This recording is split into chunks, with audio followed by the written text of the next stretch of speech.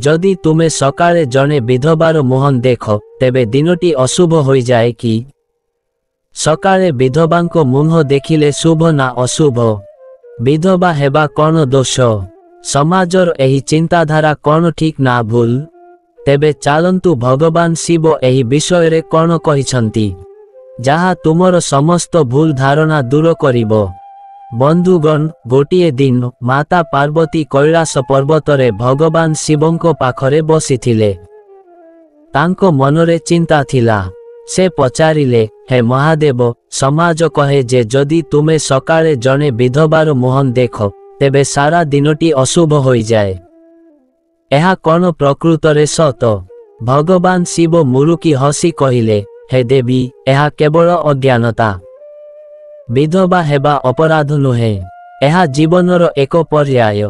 जणे महिला जीए 7 जीवन पाई तांको स्वामींको सहित रहिबाकू प्रतिज्ञा करिथिले एवं तांको स्वामींको मृत्यु परे मध्य तांको स्मृतिरे बंची रहिछंती, से कौन अपवित्र होई पारंती?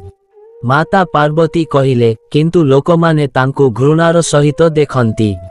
सेमाने तांको शुभ कार्यकू निमंत्रण करंती नाही एवं सकाळे तांको मुहं देखिबाकू मध्य बारण करंती।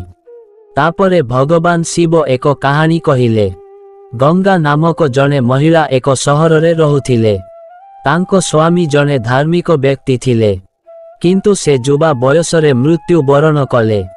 गंगा विधवा होई गले, किंतु से केबे निजकू दुर्भाग्यवान मने करि नथिले।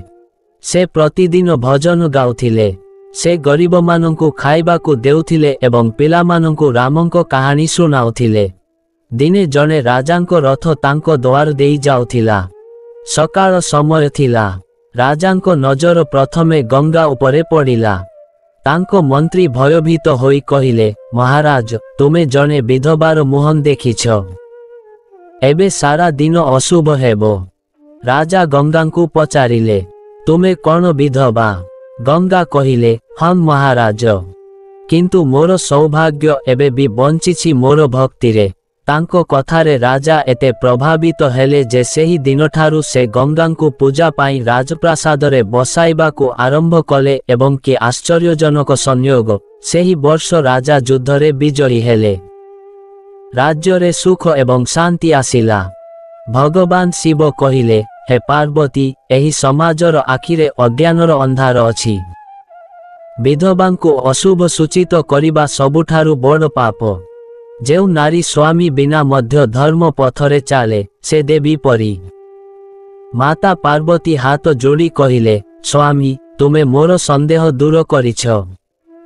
एबे मु प्रत्येक नारी को सम्मान करिबी, से भाग्यवान हेउ कि न हेउ। बंधुगण, भिडियोटी भल लागिले भिडियो को गोटिए लाइक एवं आमर सत्य गाइडर यूट्यूब चैनल को सब्सक्राइब करिबाकू भूलिबेनी। धन्यवाद। जय महादेव।